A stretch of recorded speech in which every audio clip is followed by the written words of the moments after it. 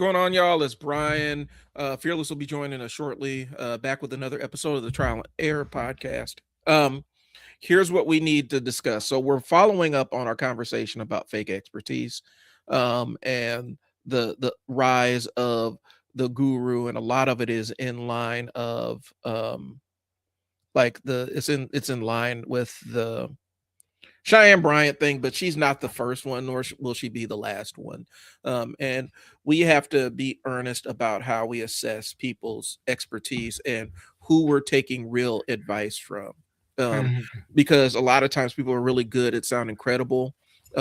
They are very articulate, and they are giving you basically well organized, well constructed gibberish. And so um, Cheyenne has been really. I to be honest with you, I checked out of the situation a while ago. Emotionally, I've seen that she's still making the rounds on social media. It's still pretty lucrative for her to continue the social media thing and defending herself, because at the end of the day, it's about getting seen. That's her entire brand, is being seen. And so she knows that, and this is me giving you straight up marketing talk, right? She knows, as a kind of personality in the space, a personality driven brand, that she's going to have people that mess with her regardless of how the public perception is. And so her increased layers of visibility and being out in public more, even though people are criticizing her, critiquing her, is still putting money in her pockets, because her people are going to mess with her no matter what. It's the same thing of when one of these prosperity gospel preachers gets caught with their hand in the cookie jar. I remember when Creflo Dollar got in trouble for talking about buying that plane, and how God said that he needed that plane, and he is going to make his the people attending his church pay for that plane. That didn't cost him all of his entire flock, because people mess with him regardless. And so that's where Cheyenne Bryant is. Like, the media attention is fine for her. It doesn't matter if it's critique, it doesn't matter if it's negative, because she's still getting money from the people that were going to give her money regardless. And so um I do think that there's something to be said about this, the bullshit of holding people accountable. You can't hold a stranger accountable for something. Like, it doesn't make any sense. And being mean to somebody on the internet is not the same thing as holding somebody accountable. And I think we're seeing the edges of that. But at the end of the day, and this is just my little tangent. At the end of the day, Cheyenne Bryant gonna make her money regardless of what we think or what we say, because that's just how the guru space works. But So go ahead. in sociology, one of the things that I'm learning a lot about now is I think that the reason why this whole thing um uh I think that the reason why this whole thing is kind of catching on Yep. the way that it is, and people are so offended, is because it breaks the mold of no, what's normal. Yep. Real You quick, know what we're I'm talking saying? about the Cheyenne Bryant thing and fake gurus and fake authority and all that other stuff. So that's what we're Yeah. chopping it up about today. So should you listen to fake experts in general? Hmm. But at the same time, though, I think that it asks the question of what is an expert um, in general, and do you need to have credentials for that? And I'll say that. But at the same time, though, I think that the thing that hurts her the most is that she never had to say that she was a doctor of anything. Yeah. She could have just came out and said, "Hey, this is what it is, blah blah blah blah blah blah blah, whatever, whatever." You know, I am Dr. Cheyenne Bryant. Although I play one on TV, that's actually, I'm not. Hmm. Or whatever. You see what I'm saying? Um, I think that would have worked out a little bit better. You know what I'm saying? Because again, and even with her getting an honorary doctorate, she's taking that like it's real. That's not real. Yeah. They're telling you that we acknowledge you. Right. You're not a doctor because you have stringent academic credentials. It's just that we recognize you for the work that you do. Hmm. That's it. Well, and being a doctor, in most cases doesn't people we narrow it down and say it's just a medical doctor or dentist or something along those lines. Um, Doctorate means that you've reached that doctoral level in terms of what your education is. So you can be a doctor of education, you can be a doctor of a lot of different things, but she's not a doctor of anything. And that's what we're talking about. And when you take the term doctor, you're basically saying that you've passed the whatever the academic rigor or whatever is to be to put yourself into that population of people that have doctoral degrees and have pursued it and whatnot. Which are quite a few now. And there's a lot of people now that There's have, a bunch of people that are doctors. and you A have honor. bunch. There's a lot of honorary doctorates and whatnot based on the whoever's conferring the honorary degree or whatnot. That's not what we're talking about. We're talking about I wake up one day and decide I am Dr. Bryan Hill Yeah. Esquire or whatever. And I decide to start giving myself a lot of these accolades without Right. having to done any of the academic rigor to earn those titles. We're not talking about the veracity of those titles in and of themselves, because doctors can still be wrong, doctors can still make mistakes, doctors can still talk outside of what their experience is and be completely full of shit. But I think it adds another layer to being full of shit when you are saying you are a doctor and are not one. And the other side of the coin is, I'm not saying that she hasn't given good advice, but there's Correct. no when you if you're a doctor, if you're not really a doctor, I'm not saying that she hasn't given good advice, but when you are saying you're a doctor but you're really not, there's no framework that can hold you ethically accountable for the bad advice you give. Like, you can't lose anything from it, and there's no expectation or standard of what your practice is supposed to be. So she's all over the place. She's not the only one, and like I said, at the end of the day, it's not going to hurt her brand. It's like that Derek Jackson dude, right, who was the relationship expert, who was out there creeping around on his wife, and treating her terribly, but he's coming on here telling women what they needed to see and what they needed to hear from men. I'm not saying the dude's advice was complete bullshit. Like, there was a layer of common sense that was woven throughout it. What I am saying is, he's full of shit, and a full of shit person can sit there and tell you things that make sense. That is the nature of life. And so that's kind of where she's at. And the other side is, for the people that mess with him and mess with his brand, it didn't make the slightest bit of difference. They're still going to put money in his pocket. Saw his wife out there. She was talking about how to recover your relationship, $900 to get into the workshop, and people were gladly paying for it.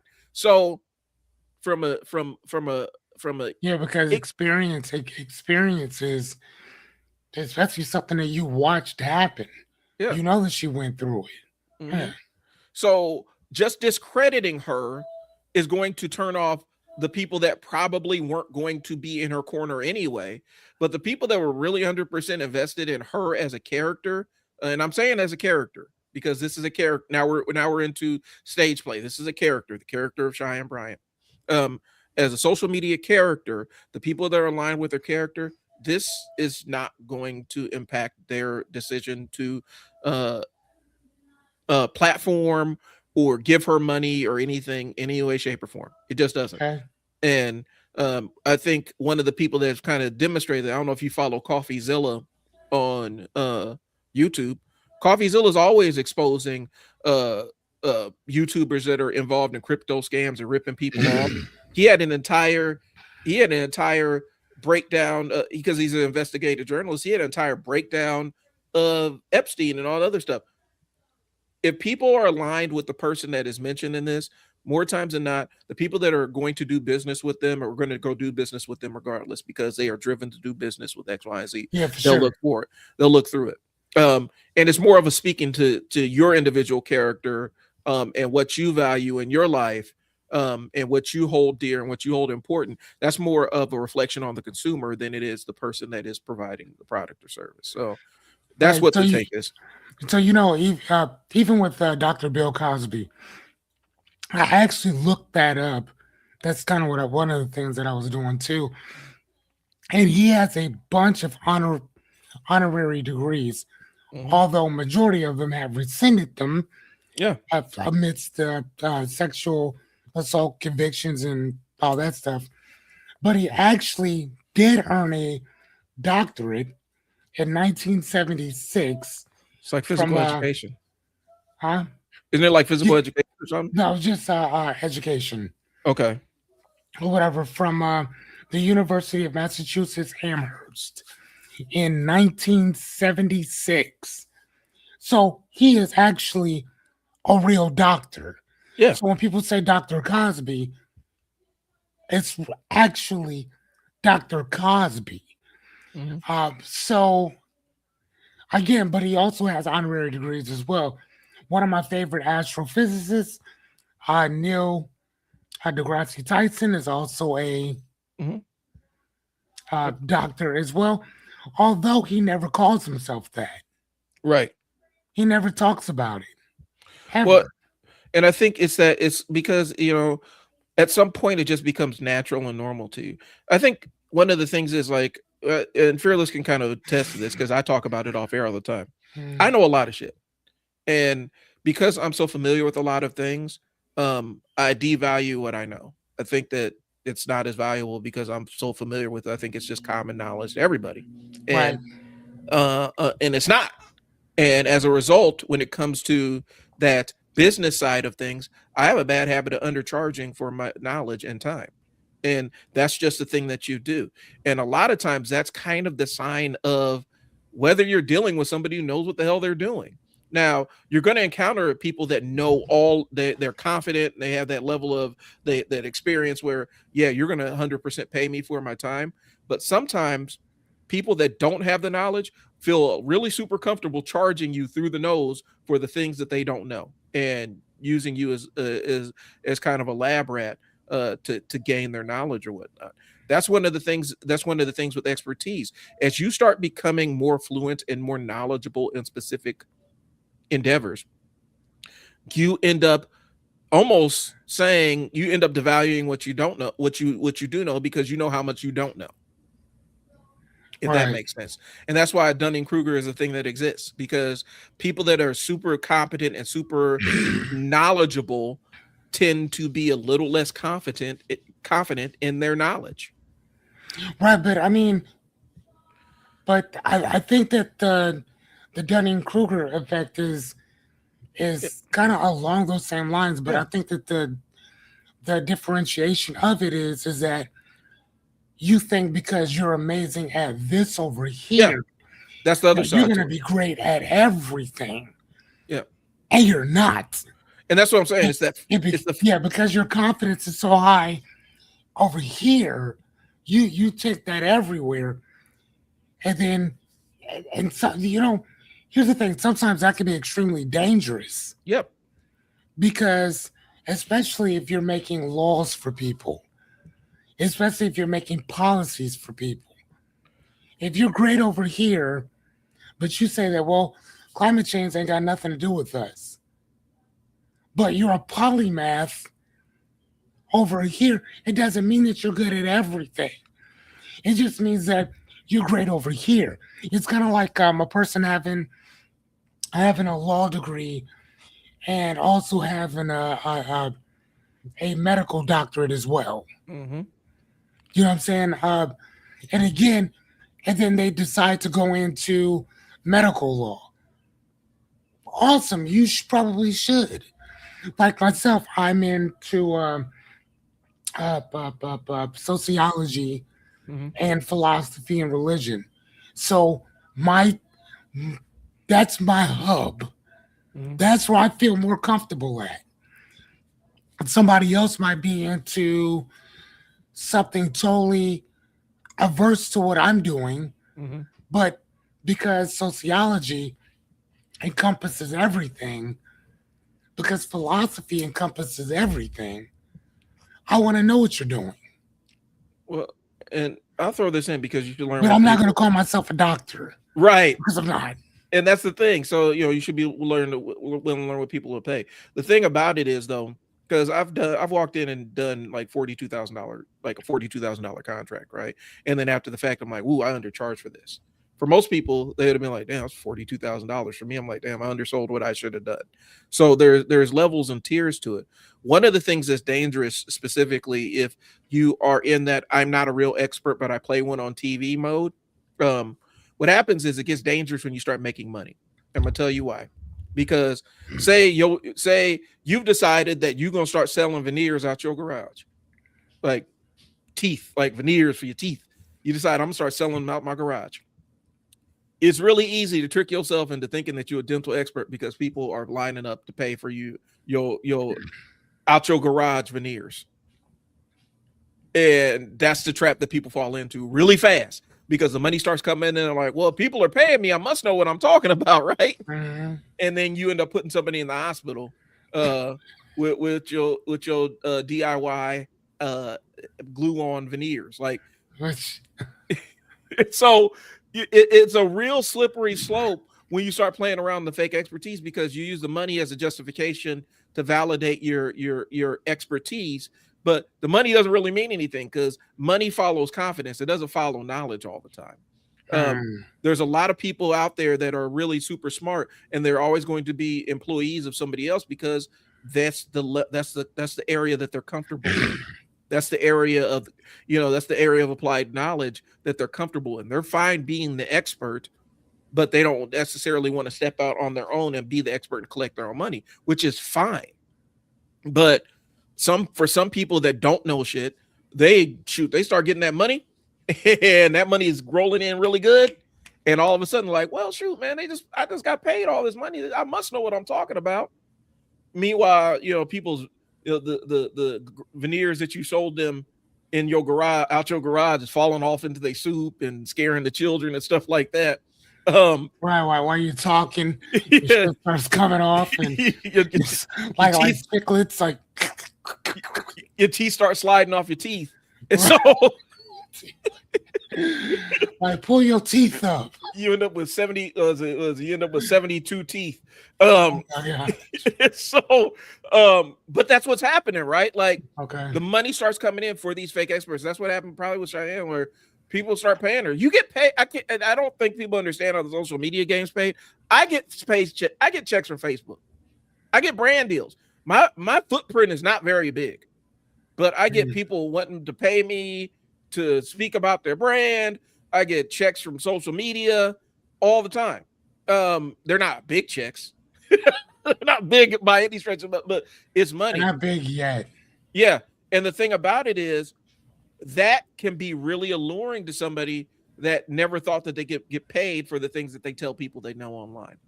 And so when you go on these talk shows, when you see somebody on the Breakfast Club, they've been paid to be on there more times than not. Or they have some kind of deal worked out where they know this is going to be really lucrative for them to appear. I know when you go on Vlad TV, you get paid.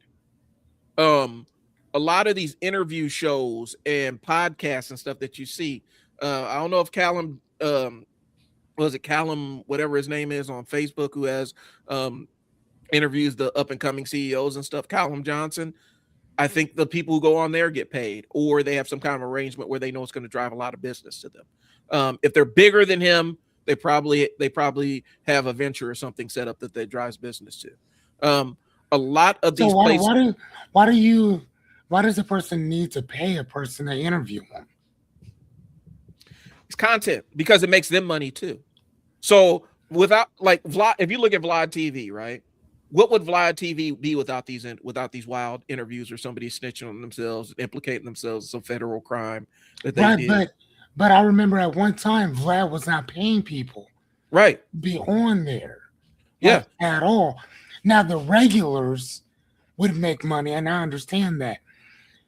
Exclusive, like he did with Snitch 6ix9ine. Yeah, I understand that, but and like again, his regulars, he was paying them, yeah, to do that, which I get. But I don't understand. Like if you go on the Tonight Show, they're not paying you to be on there. Well, if you go on the Tonight Show and you got a movie coming up, you are getting paid. you are effectively getting paid because you're going out You're and marketing you're marketing your the movie. thing, correct? But But technically, you've already been paid yeah, but now you're trying to increase the amount that you're going to get, for and sure. then and also it increases your negotiating power for future roles. Fly TV. The reason why he pays people because when people come on his show and start, if he gets a viral clip or something, he's getting a lot of money for that. Okay. He's getting a lot of money, and so he's paying I think like $5,000 an appearance to some people, and he might be getting $50,000 as a trade in terms of brand revenue, in terms of ad revenue, ad placement, all the other stuff, I mean, yeah. I mean, sponsorship money. look at Boosie. Boosie was getting what 25,000, Hmm. and then because of the 6ix9ine thing, because he paid him 50, and Boosie like, hey, I want a little bit more too. Then Hmm. it's like, no, stay in your lane. Well, who was the other one that did that? So, Oh boy from Mad TV. so He felt Aries, Yeah, Ari Spears fell out with Vlad TV because he was like, I need more money, and Vlad's like, I do like it was like such and such getting paid $50,000 for their. And he's like, well, they come on once and make this many views. He's like, you might come on 10 times and cumulatively make that much money in terms of views. So I'm paying you $5,000. I'm paying you what I think you should get in terms of that because at the end of the day, and Aries didn't like that, and they had the entire back and forth behind it. But that's how they're making money, is what I'm saying. And hmm, so when Cheyenne Bryant goes on these places, on these interviews and whatnot, either she's being compensated or is driving business to her brand. Like this ain't free, and so the attention she's hmm. getting right now, she's leaning into it. She's like, all right, yeah, I'm a fraud. I'll go on and defend myself. And people will say, well, she should stop talking. She's digging her hole deeper. Yeah, she's digging her money pit deeper because more and more people are seeing her, and the people that are going to give her money are going to give her money regardless. I mean, yeah. I mean, if I, if I, if integrity and here's the thing. credibility matters to you, It is a misdemeanor mm, in California to say that you're a doctor yeah, when you're not. yep. And so you don't say it in California. I mean, right, but she's in California. She's saying it. I know. You know what I'm saying? You can't, like, he even, like I said last week, my certification as a life coach states that I am a therapeutic coach. Hmm. CTC, certified therapeutic coach, right? I cannot call myself that in Nebraska. Right. I can call myself a life coach because there's no strings attached with that. But I cannot call myself a certified therapeutic coach because I cannot have therapeutic in anything that I do. Yeah. I can tell you that that's my title that I graduated with, but I cannot call myself a therapeutic coach at all. Now, give me about 7 years Hmm. and I'll be able to do that. But at this present moment in time, I cannot do that. But That's what I'm saying. have you ever? So there's a video. There's a guy who he's brother down in Missouri. He is a financial advisor, and makes a lot of money. And he has a little YouTube show called Pocket Watching with JT. And what JT does is he talks about financial frauds and financial crimes, and outs a lot of these people that are conducting these frauds and everything. And one of the videos he showed a couple months ago was somebody getting arrested because they, for whatever reason, they listened to somebody online, and this person was talking about how to repair their credit or do something, and basically gave them a fake tax ID number that they used as a business venture, bit to get business credit. And now they jammed up, and so they tried to buy a car uh with that fake tax ID number, EIN, essentially the fake EIN, and they called the cops and arrested them. And this person's like, well, such and such on the channel said that this thing is legit. I bought this number from them. And people don't care about that. So that's the danger of it. And the person that's doing it JT's like, this is a crime, bro. Like, this is a crime. And more or less, that person's like, oh. People paying me for it. That's the danger. It ends up separating you from your common sense. This could separate you from your logic centers. I'm wondering if it's separating her for logic centers. Because I remember what she was on there talking about. She was the first Black woman to have a storefront in Bel Air or some shit like that. That's fine. No, it wasn't. It wasn't Bel Air. It was Beverly Hills or somewhere. Malibu. Malibu, something along those lines. Yeah. And she said she had 3 storefronts. Yeah. And was running a daycare center. Yeah. At some point, your lies end up catching up to you. And if your believability, your credibility, your ethics, having people trust you, if that stuff matters to you, that's a very dangerous game. If you don't care about that stuff, go right on ahead. Go knock yourself out. And I think that's the world that we're running into. Because here's the thing. You can manufacture credibility online. You can manufacture it. Tai Lopez built an entire empire doing it. He built it so well that people were actually giving him money. Like, they gave him money. He got an investment group together. He's going to buy Radio Shack and Dress Barn and make them online marketplaces and modernize them and stuff like that. He got capital. He got investment capital to do this from venture capitalists. Big money to do this. It was all bullshit. All of it was. And all he was doing was he was using the millions and millions of dollars that he got so that he could create more content and show this is what I'm doing without doing it. That's the game that people are playing right now. And people believed him, even though he got outed years and years ago. Like, years and years ago, people like, that money is fake. He's renting these cars. His business doesn't work. I've paid money for it and it doesn't work. That's real. And so that's what we're encountering right now. So she's running a years long. I mean, this thing is old. This is a tale as old as time. And she'll be fine.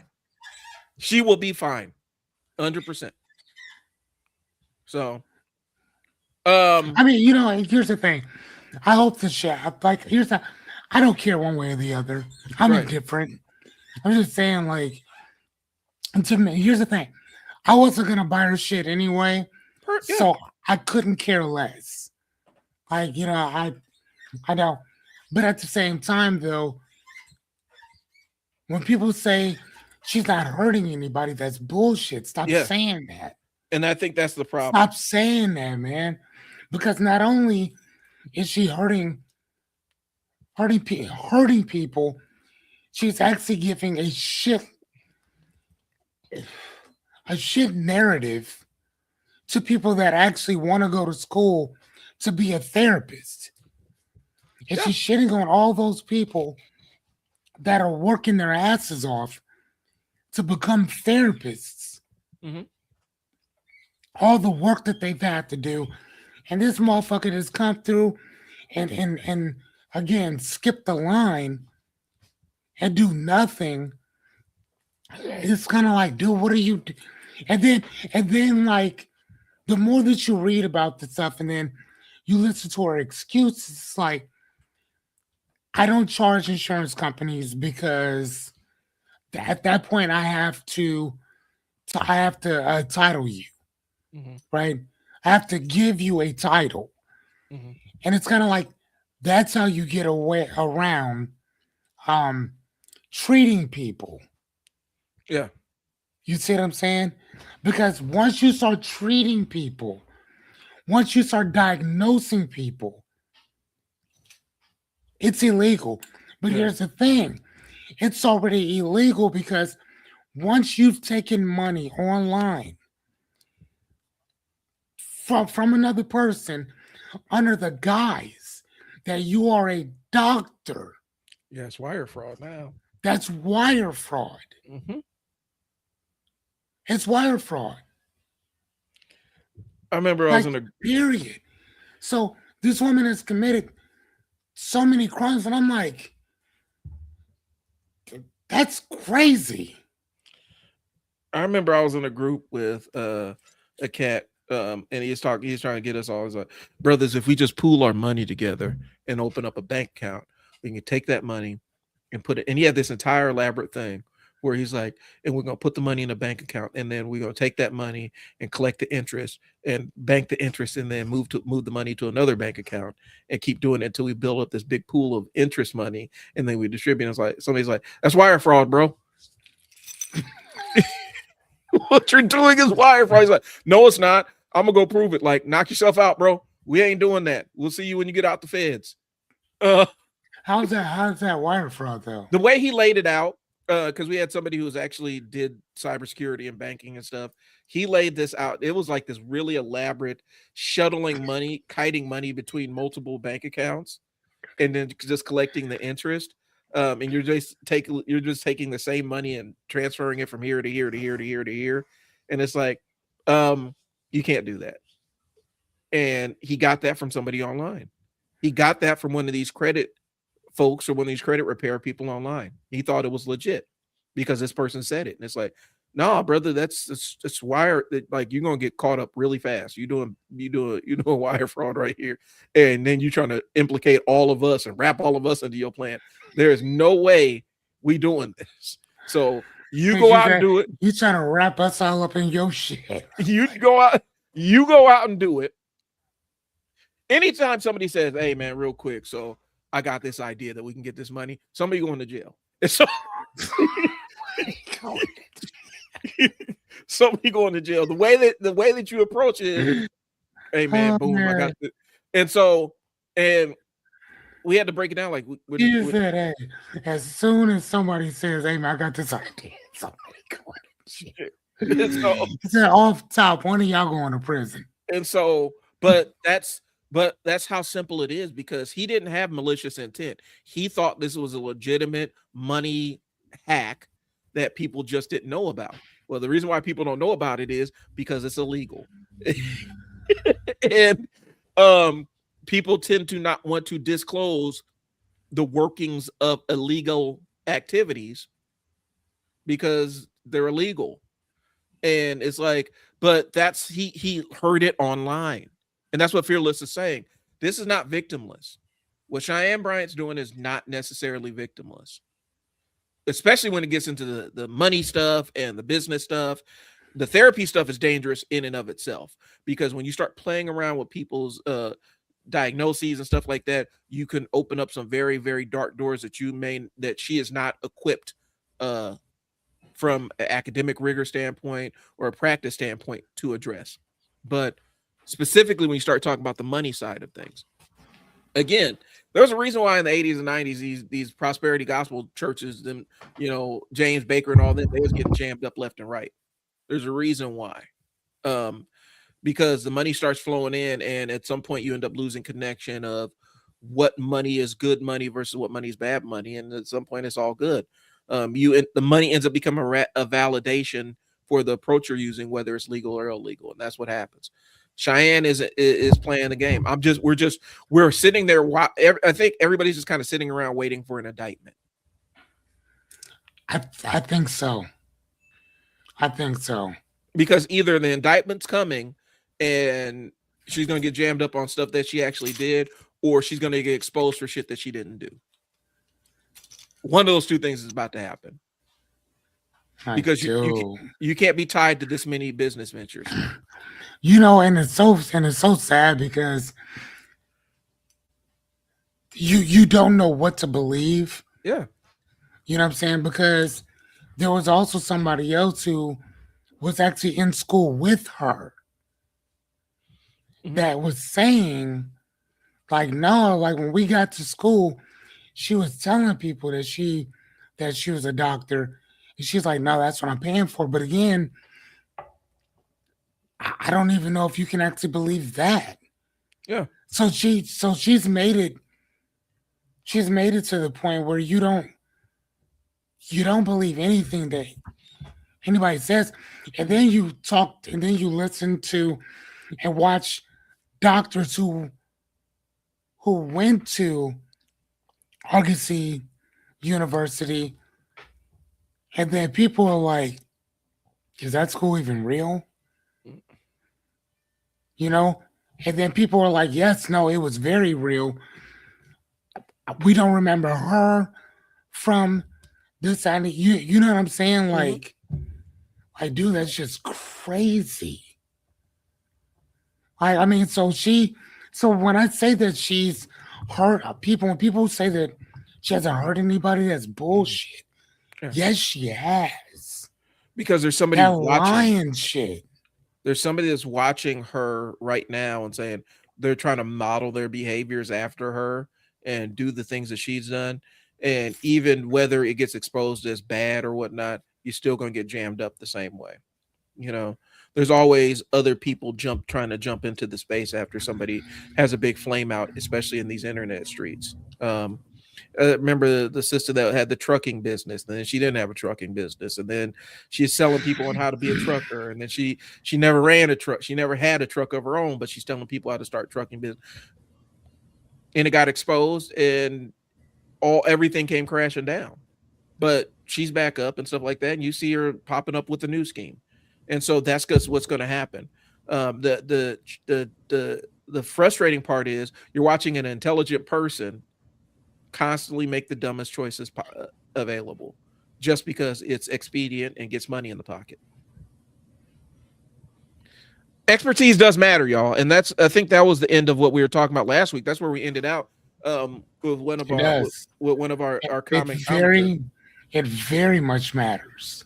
because we were talking about how the devaluing the degree, and we talked about, well, I mean, the devaluing of a degree kind of coincides with who is allowed access to college and stuff like that, like we were talking about that thread. And all of a sudden degrees don't matter, but most people don't have degrees, like in the like it's growing, the number is growing, but I do think there's a larger percentage of people that don't have a degree than do. And so there's What going do to you be, mean? so I think that, because I think I pulled it up, percentage of people with bachelor's degrees, right? Of Americans with degrees, right? Because that's what I was looking up, and then we had to get moving. There's still most of the country, if I'm not mistaken, most people don't have uh, a degree. Like most people, most people don't have. I'll say it like this: about 49% have earned some form of degree, so it's close to 50. But um, when we're talking about like associate's degrees and things along those lines, right? When we talk about bachelor's and above, it's like 38%. Really? Mm-hmm. And then most people have had some college, so it's like 14%, right? And so we're talking about the devaluing of degrees now; they don't matter anymore. And part of me is like, I understand it, but then the other side of me is like, that's kind of a shitty thing. That's kind of a weird rug pull to pull on people, because for a long time, and even now in the labor market, people are still getting told you need a 4-year degree for this job. That doesn't change the fact that the labor market is still telling people this job requires a 4-year degree. Hmm. And then you tell them, well, they don't need a degree. Okay, well, the labor market says otherwise. So what are we doing here? What message are we Right. sending? But I mean, at the same time, though, man, again, that's the thing I love about sociology. And I was just reading about that yesterday. So everything is controlled by one thing or another. So if a person says, "Well, you need to go to school. You need a degree for this." Mm-hmm. First off, who says you need a degree for something that 40 years ago you didn't need a degree for that? Yeah. You know what I'm saying? So why do you need one now? Well, it's because certain things are in place now that wasn't strenuous before. And I'll bring you to like the reason why we don't have, and we're probably not gonna have cars from China, especially EVs from China in America. It's Mm-hmm. because number one, it'll put American manufacturing companies out of business. Yeah. Put them out of business because their cars are cheaper, the cars are better, and for the most part, they just all around just better in general, Yeah. better engineer, all that stuff, right? So so we're not gonna have that. So then what happens is that a tariff is put on those cars, right? Right. So it's not like it's illegal. It's just that if it's a 40, let's say it's a $40,000 car, Mm-hmm. you're not paying $40,000 for that. You're paying $80,000 for that, Mm-hmm. plus the tax, and that's just to bring one over here. Right. That's the reason why you're never gonna see. Well, it's so funny because we talk so much about well, capitalism is about letting letting the small man come in here and compete. No, the fuck, it's not. And that's about keeping people from competing. It's about keeping you from competing. Because think about, why is there only a few cell phone companies? Why is there only a few internet companies? Why is Because there a monopoly on that? they have compacts. A lot of these in there, like I saw it a couple years ago. They have these compacts where this specific internet provider works in this specific region, and the other internet providers are not allowed to be in that region. And the way that Cox has done it specifically is when Google was trying to come in, they were suing Google, saying Google was disrupting their lines for trying to put down their own. And that's how they kept people out of that's how they kept people out of the space. It was this thing. And so it was anti-competitive. It was Very. made to make it so that's what happened. Like people think that capitalism is about not competing, is winning without competing. I talk about it. It's winning. It's endemic of what I see in youth sports, but it's also crossing up. People want to win without having to compete. Yes. They don't want to have to offer a better service. They don't want to have to deliver a higher quality. They just want to be They able don't to. want to have to do anything. Yeah, they don't want to have to do anything, and so they don't want to compete, and so they find ways to rig the game, and that's what happens. And so when we talk about it, we talk about the free market and everything. The free market is keeping people out of the free market. Businesses like, well, we welcome competition because competition forces innovation. Ain't no CEO saying that. They don't want no competition. Last thing they want to do is spend money on R&D. They don't want to spend money on research and development. That money needs to go to shareholders. They need to be able to artificially inflate the price of their stocks. So they're not going to pay. They don't want to innovate. They don't want to make the thing better. They want to make it for cheaper so it lasts a little bit. It doesn't last as long, so it has to be replaced more frequently. That's the world we're living in. And I think a lot of people, they don't want to reckon with that. They want to hold on to this thing. And so they don't. The competition, come on, man. Ain't nobody, these people ain't out, man. Walmart ain't trying to compete. Walmart ain't out here trying to compete with nobody. They don't welcome competition. They may say they do, but then they rig their pricing system so they crush anybody that tries to stand on equal ground with them or try to compete evenly with them. I've seen it. I've seen it in the youth sports game where parents want their kids at these top level teams, and then they'll run from teams where the kid actually has to compete for a spot to go for an easier spot. That's what the game is, and that's the mentality that we've kind of adopted in this country. The best and brightest don't win. It's the cheapest and fastest. Think about that, y'all. The best and brightest do not win.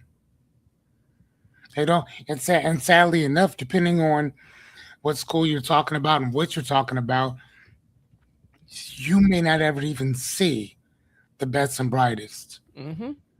Or matter of fact, you may see them but not even recognize it when you see it. Well, because we're so garnered to looking at one particular thing that you're not gonna see. You wouldn't know it if you saw it. So let's look up biggest pizza. Let's look up most biggest pizza chain, right? Most profitable pizza chain. Those two things may not necessarily be synonymous either. in the U.S. Top by sales. I brought this up. This is from the Show Toast show list. me the show us the screen. All right, because I promise you, it's not the best. It's what's delivered fast. When you think of, I'm throw it out here before I put it on screen. When you think of fast food pizza, what's the first name that comes to your mind? Pizza Hut, Little Caesars, Domino's. I'm gonna show you this now. Domino's ranks number one in global U.S. location, global locations, and sales revenue. Okay, so Domino's is number one. Okay, hold on. Go down. I'm jumping down. I'm jumping Oh, down to the list. okay, okay, okay. Papa John's, Papa Murphy's, Hmm. Marco's. Okay, so Godfather's is still in the top 10. Okay. Yeah, and Papa Murphy's is surprising. I like Papa Murphy's because their pizza tastes better. Even though I got to cook it, I'm cool with that. Yeah, That's no, my no, only. their pizza's amazing. Papa John's is trash. Yeah. Um. Their food is absolutely disgusting, in But my opinion. you know, but it's not the best pizza. Like if you think of what the best pizza chains are around, it's probably not one of these places on this list. But you know, and I throw it out there because Chuck E. Cheese during the pandemic, they opened up an entire ghost kitchen called Pasquelli's, and people did not know that they were ordering pizza from Chuck E. Cheese. Chuck E. Cheese's pizza not bad though. Yeah. Like like like yeah, that shit's really good though. So now we're going to sales and revenue because this is the number that matters. Okay. Domino's is absolutely crushing the market. Pizza Hut has had to do restructuring and rebuilding. I think they just had a thing where somebody bought, it was either 800 or 8,000 franchises, and it's basically returning them back to 90s era Pizza Hut that we all remember and love, just because they got to do something different. Little Caesars. Mhm. Little Caesars is like, uh, Papa John's ain't running with Little Caesars, bro, from a sales standpoint, because Little Caesars is like, hey, man, you want pizza? And you don't want to wait and you don't really care, like you just want a pizza. I was in college, man. Little Caesars was clutch for me in college, bro. I'm just telling you. That's the $5, yeah, that's the place $5 pizzas. that's the place where we went. And even with like kids' birthday parties and everything, the kids like it Yeah, that not that part. People will go get Little Caesars all day long. because it's cheap and it doesn't cost a heck of a lot. So when you talk about what your favorite pizza restaurant is, it's probably not these, but these are the ones that are getting the most money, because being the best at what you do doesn't necessarily mean anything for the quality of what you're offering. That's the game. It's Hey, not a let's best and go brightest don't win. go down a little bit. I want to see the Fastest growing by revenue, Sabaros is partnered with, dude. I think, Quick Sab- Shop. Sabaros used to be my like at the West Roads. Yeah. Man, that was my favorite pizza place. Oh my god, it was so good. Oh my Um, god. what makes them work? So, and I can tell you a little bit if you care about the marketing side of things. Um, Sure. the geofencing, geolocating, and all the other stuff. That's what's killing it for Domino's, because you could be driving by a Domino's and see a Domino's ad in your social media feed, because that's how dialed in this stuff is. Um, they Yeah, intersect you. They show that you food is ads. not that good. I'm just They saying.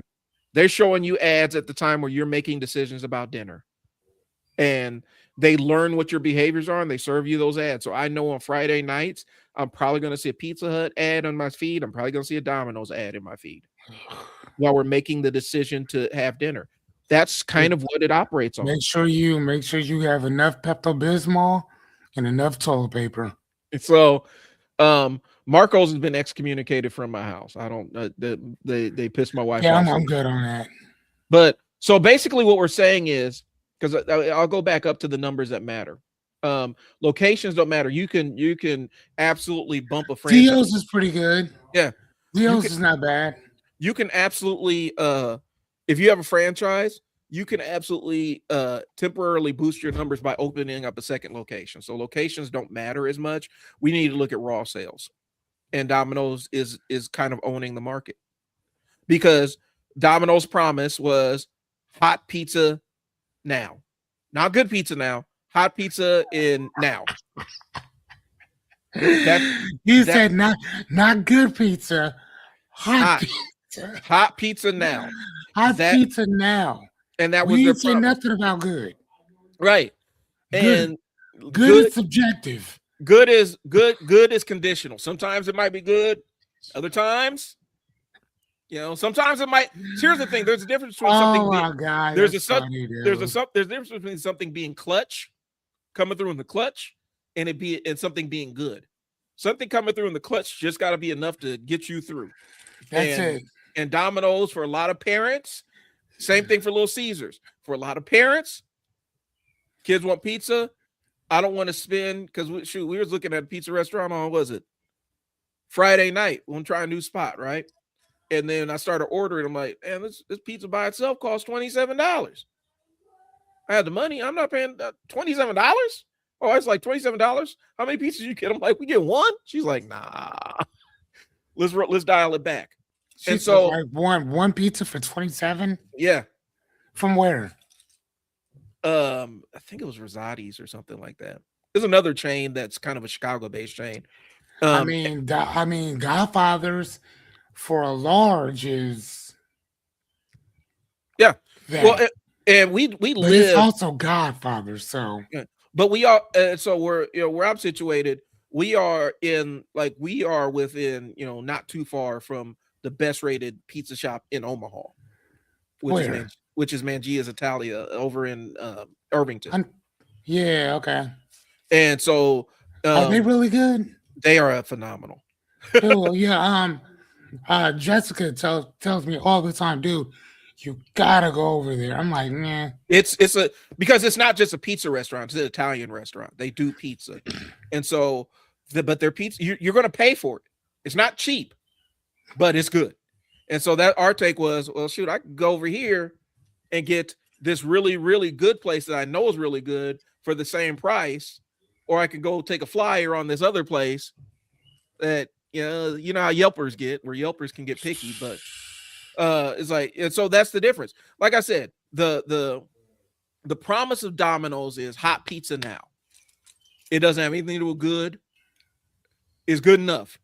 Will it kill you? No. All right, cool. Let's roll with it. We got a kid's birthday party. Let's go up to Little Caesars. We can get for $30. We can feed them and they can leave us alone. We don't have to worry about it. Right. And it's serviceable. And so what I'm saying is this: from the capitalism argument, the innovation is not in the plan. The company that innovates the most isn't in the plan. It's the same thing with these AI companies, right? Right now, we're in the stage where they're all iterating essentially the same thing. Very few are doing something that's new or different or novel. The new ones that are coming out are just refreshing the stuff that's already in the marketplace, because there's no money in innovation unless you're guaranteed that innovation is going to make you money in and of itself. So, okay, we've gotten far afield of what we were talking about because we were talking about Dr. Cheyenne Bryant, but I don't know how we got on this. We talked about Billy Carson last week. I don't want to reiterate because he makes you stupid. Like I've listened to too much of his stuff this week in preparation for the show, and I can't. It dropped my IQ points like 3 or 4 different levels. Like, confidence is not evidence. And I think this is a part we can close. We can start closing out with. Okay, cool. Confidence is not evidence. Confidence makes weak claims feel strong. A person can speak smoothly and use those really big, high value words. They can tell really good stories and cite vague research or reference famous institutions. And none of that, and they can still be wrong. Like I said, Cheyenne Bryant can go on there and give really good common sense advice, and the main premise of her argument might be wrong, but she's right about this specific point. Gotcha. It happens all the time. And so oftentimes we end up leaning into this confident person. I mean, what's a con man? What does con man mean? What is con short for? confidence, a Hmm. confidence man.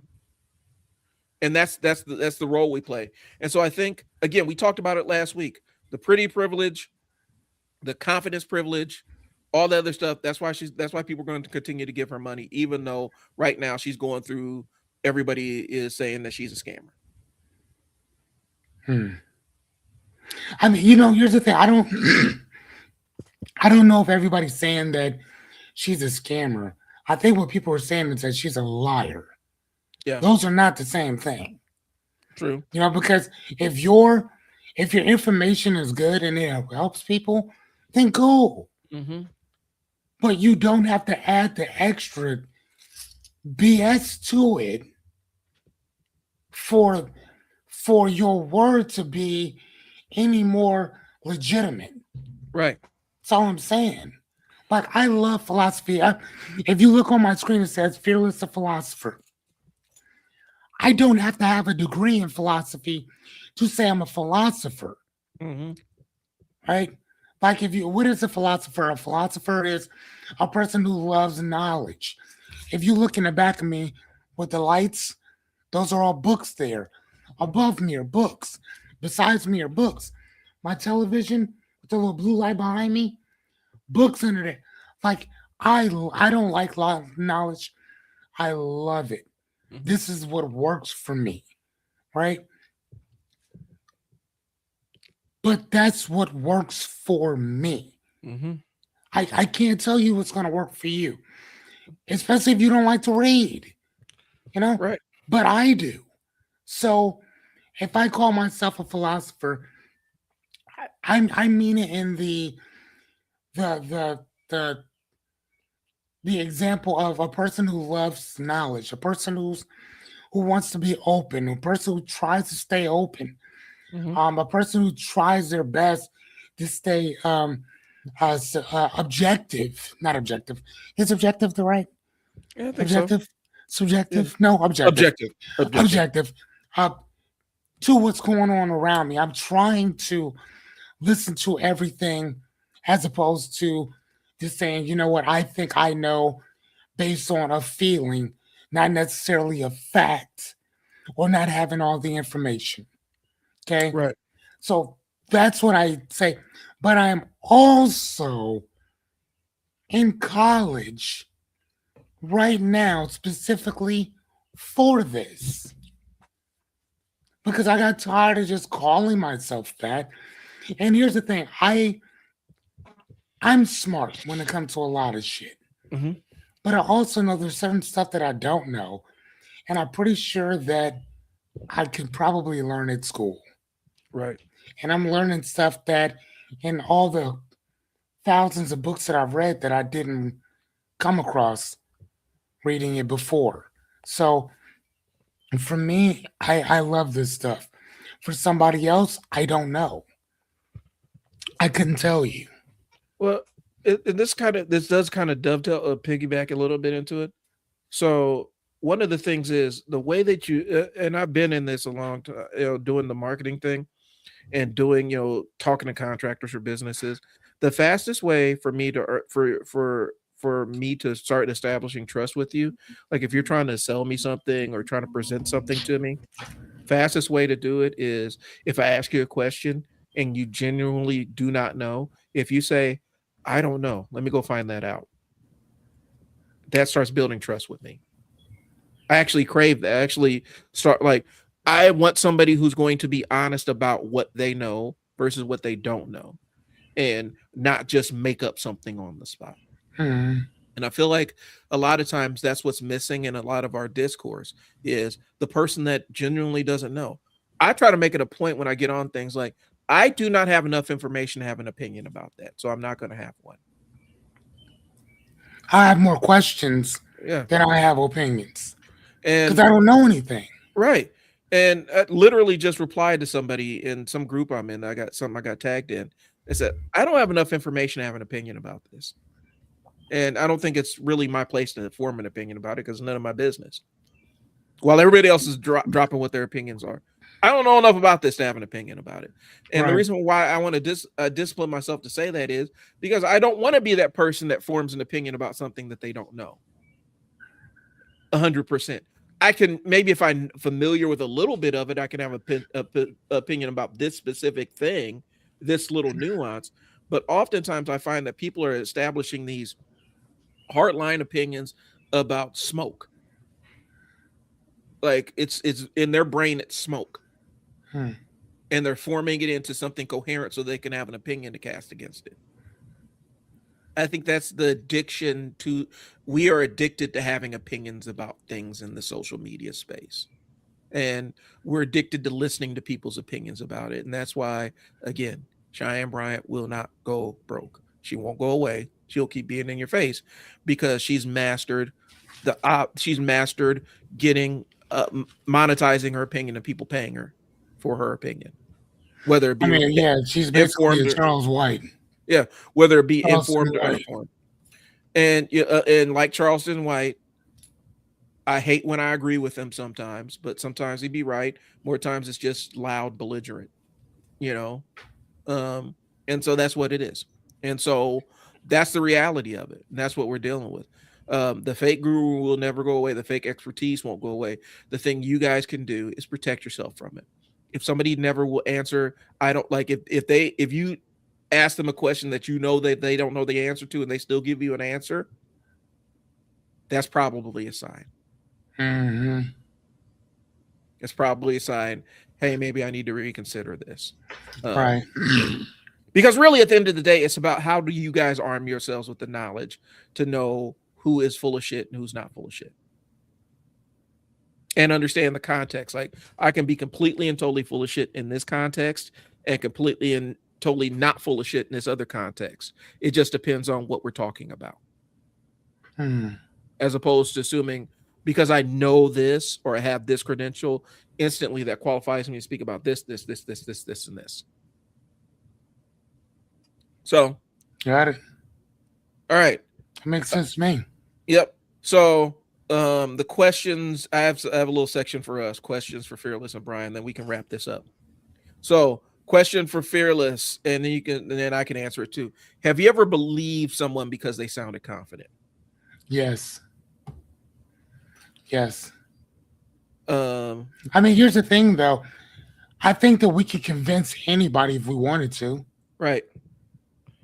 You know what I'm saying? Like seriously, we have the ability to convince anyone of anything Mm-hmm. if you really wanted to. Right. It was for me. It was a car. I think it was a mechanic. Sounded super confident. Was completely blowing smoke at my ass. Complete just lying, and that's what it was. And I own that one because I didn't know, and at the time there was no internet for me to look at to verify. Like the internet wasn't as ubiquitous as it is now, where you could just Google something. Like you was like Ask Jeeves or whatever. It wasn't Google like that. Um, so All right, sorry about fearless, that. fearless. Have you ever realized that someone was performing expertise more than actually demonstrating it? Like someone was blowing smoke up my ass. Yeah. Yes. All right. What was this? And you don't have to get too specific, but what was the trigger for it? I don't. What was the canary in the coal mine? That they've been wrong before. Okay. Yeah. That they have been wrong before. Okay. You know, and I think that now it's different when it's a stranger. I think because you don't know those subtle signs, but when it's somebody that you know, and you know they've exaggerated certain stories before, it's kind of like, yeah, I could tell that this is not, Yeah. you know, um, yeah. So, um, matter of fact, I have an example. An associate of mine called me and asked me, for some money to help him get his car out of the impound. Mm-hmm. And I'm like, how did he end up in the impound? And he gives me this long, elaborate story about his cousin taking his keys and then gets stopped by the cops. And he just so happened to have a gun in the car. all kinds of shit. I was done right then and there listening. So I knew that I wasn't gonna get the truth because I've had so many cars in my life. It's ridiculous. You're not gonna get. I'm not giving nobody the keys to my car, Right. Right. especially if you ain't got a license. You're already hot headed. You keep a firearm on you, and you don't have anything registered. Fuck no. Mm-mm. I'm not giving you shit. There's a lot I So don't know. yeah, I can organize and plan well, but it needs to be built. I'm not the guy to call. That's knowing the edge. That's knowing the edges and limits of your and there's knowledge. Man. again though, uh, even with him, they were trying to get some stuff built. He's great at buying it, but like I told him, I'm like, dude, don't build it. Mm-hmm. I know somebody who will build it for you. Buy it. I'll have her build it for you. Yep. Don't touch anything. Set it up. Just leave it in a box. I'll have her come over and build it. See what I'm saying? Yep. I don't like doing stuff. I call a person to do stuff for me. God, I'm lazy as fuck. For me, it's I will call somebody. I employ people to do shit like that. I'm well, not doing it. I always had this fantasy of building my own smoker, like doing the ugly drum, buying the drum barrel, heating it up, getting all the stuff out, all the gunk out of it, drilling it, all this other stuff. I ain't finna do all that. There's no way that I'm gonna do all that. And so if I do, if I end up buying a custom made smoker, I'm going to pay up the premium to have somebody custom built one, and that's what I'm gonna go with. I have the fantasy of doing one. I will lose interest halfway through of building this thing I because would go ahead. that's not it's the fantasy of it sounds cooler than the actual drilling and all the and measuring and stuff like that. I don't want to do all that shit. Okay, so can I give you a suggestion? Yeah. If if you pay somebody to do it with them. Mm-hmm. So then you at least know everything, like help them or have them help you build it. Like just like all my bookshelves and all that stuff, I didn't have somebody do it for me. I had them basically help me to build it myself. She did most of the work, Mm-hmm. but I still had her help me so I know every piece. I was around for all of it. If you do that, Mm-hmm. you at least have some understanding of how it was built. See, for me, it's specifically with that thing, that what I'm talking about, I'd rather just buy a used one because it's already seasoned, and I ain't gotta worry about it. I can worry about it being seasoned. It's already gone through its first 10 cooks, and then all I got to do is just take the thing and put it back on the on thing and make a drill here, drill there, change this here, change it off this caster and stuff like that. Um, Again, the adventure of doing it sounds cool until you actually are doing it, and then it's like, I don't go through all this. But like if I buy a grill that I have to assemble, if I buy a smoker that I have to assemble, I might be doing that. But not us not doing the DIY thing. I don't want to go out and it sounds fun, but you have to have that. That's got to be the thing you're interested in. And for me, that's not. It's fun up until I actually gotta pick the barrel, lift it up, put it in the back of a truck, and go do all that other Mm, stuff. gotcha. And the fastest way, if you really want to know, the fastest way, if you want to get a good smoker, go on Facebook Marketplace. You can get a good seasoned one for pennies on the dollar, Hmm. for literal pennies on the dollar. Um, so let's see. Last thing, why do people love forbidden knowledge? What's the allure of the idea of forbidden knowledge? Because we talked about this a little bit earlier. Um, so I think that it's kind of like one of those things that um well, I was looking at the thing that you were talking about before in our notes because and I think that what it is it's a forbidden knowledge thing. It's something Mhm. that you should have known, but somebody's keeping from you. Right. They don't want you to know this. Experts are hiding this. You know what I'm Hmm. saying? And if you know what this means that you're awakened. Hmm.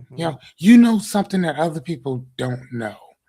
You know what I'm saying? And like you said, the emotion is what get you. Yeah. It's captivating to know shit that other people don't. You know what I mean? Like in philosophy, there was this question about the Matrix, which states if you were given, which one would you take? Would you take the blue pill or the red one? Mm-hmm. You know what I'm saying? If you take the red pill or whatever, I mean, everything kind of does. If you take the, what is it? Blue pill, you go back to sleep. You go back to sleeping, tell yourself whatever you want, and you'll have this ignorant bliss of happiness.